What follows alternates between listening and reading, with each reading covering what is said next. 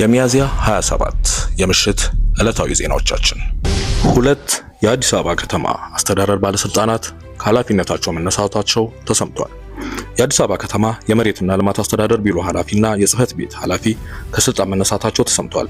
የአዲስ አበባ ከተማ አስተዳደር ባዶ መሬት ይዘወርበታል ተብሎ የሚነገርለት ነው። የተለያዩ ኃላፊዎች ለአጭር ጊዜ የሚቆዩበትም ይህ ተቋም ነው። አሁን ደግሞ የቢሮ ኃላፊው አቶ ሲሳይ ጌታቸውና የጽህፈት ቤት ኃላፊው አቶ ካሊድ ነስረዲን ከአርብ ሚያዝያ 24 ቀን 2017 ዓ.ም ጀምሮ ከኃላፊነታቸው እንደተነሱ ተሰምቷል። በከንቲባ አዳነች አቤቤ ደብዳቤ ከስራቸው የተነሱት ሁለቱ ኃላፊዎች ቀጣይ ማረፊያ የት እንደሆነ ምንም አልታወቀም። የአዲስ አበባ ከተማ አስተዳደር ውስጥ ያሉ ባዶ ቦታዎች ለሊዝ ሽያጭ፣ ለምደባ፣ ለኢንቨስተር የሚሰጡት በዚህ ቢሮ ሲሆን የከተማ አስተዳደሩ ካሉት ወሳኝና ቁልፍ ተቋማት ውስጥ አንዱ ይህ ተቋም ነበር።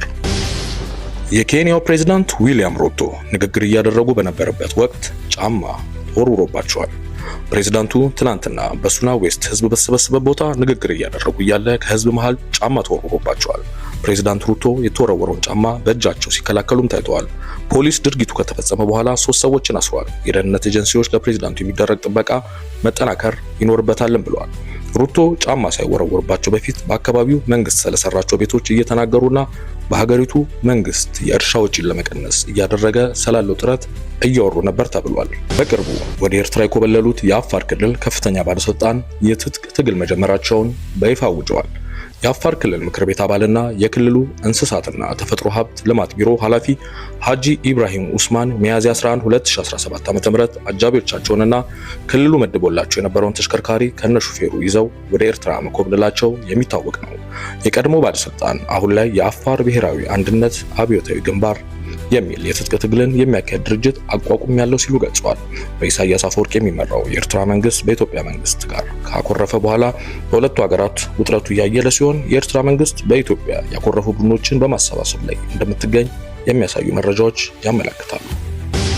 ሞሮኮ ለማሊ፣ ቡርኪና ፋሶና ኒጀር የባህር በር ፈቅዳለች። የባህር በር የሌላቸው ሀገራት ማሊ፣ ቡርኪና ፋሶና ኒጀር ሞሮኮ የአትላንቲክ ውቅያኖስን እንዲጠቀሙ ያቀረበችውን ጥያቄ ማጽደቃቸውን የሞሮኮ የውጭ ጉዳይ ሚኒስትር አስታውቋል። የሶስቱ ወታደራዊ አገዛዝ የምዕራብ አፍሪካ ሀገራት የውጭ ጉዳይ ሚኒስትሮች ሰኞ ዕለት በሞሮኮ ዋና ከተማ በራባት ከንጉስ መሐመድ 6ኛ ጋር ባደረጉት ውይይት የሀገራቸውን አቋም መጋራታቸውን የሚኒስትሩ መግለጫ አመልክቷል። ሶስቱ ሀገራት ማለትም ማሊ፣ ቡርኪና ፋሶና ኒጀር ኢኮዋስ ተብሎ የሚጠራውን የክልል ቡድን ለቀው መውጣታቸውን ባለፈው ዓመት አስታውቀዋል። ከዚያም የሳህል ግዛቶች ጥምረት በመባል የሚታወቀውን የራሳቸውን የጸጥታ አጋርነትም ፈጠሩ። ከረጅም ጊዜ ጀምሮ ከምዕራባውያን አጋሮቻቸው እንደ አሜሪካና ፈረንሳይ ጋር ወታደራዊ ግንኙነቶችን አቋርጠው ወታደራዊ ድጋፍ ለማግኘት አሁን ፊታቸውን ወደ ሩሲያ አዙረዋል።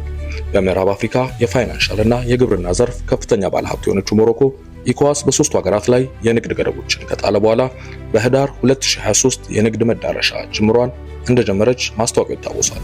የማሊ የውጭ ጉዳይ ሚኒስትር አብዱላሂ ዲዮብ ለመንግስት መገናኛ ብዙሃን እንደተናገሩት ይህ ተነሳሽነት የባህር መዳረሻችንን ለማብዛት ምቹ ነው ሲሉ ተናግረዋል። የአፍሪካ መንግስታት በአፍሪካ አብዮት እያደረጉ ነው።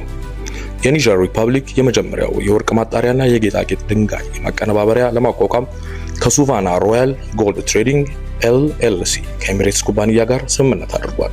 ይህ ስራ በኒጀር የወርቅ ማጣሪያ፣ ጌጣጌጥ ማምረቻና የጌጣጌጥ ድንጋይ መቁረጫና የማጣሪያ ማዕከልን ያካትታል።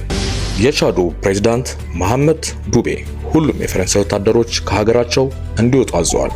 ከቡርኪና ፋሶ ካፒቴን ትራውሬ ጋር ያላቸውን አጋርነት እንዲህ ሲሉም ገልጸዋል። የቡርኪና ፋሶ ፕሬዝዳንት ኢብራሂም ትራውሬ ወንድሜ ናቸው። ከአዲስ የሾርባ ማሰሮ በቆሻሻ ጣቶች የተሰረቀ ማንኛውም ስጋ ሙሉውን የሾርባ ማሰሮ ያገኛል ሲሉ ነው የተናገሩት።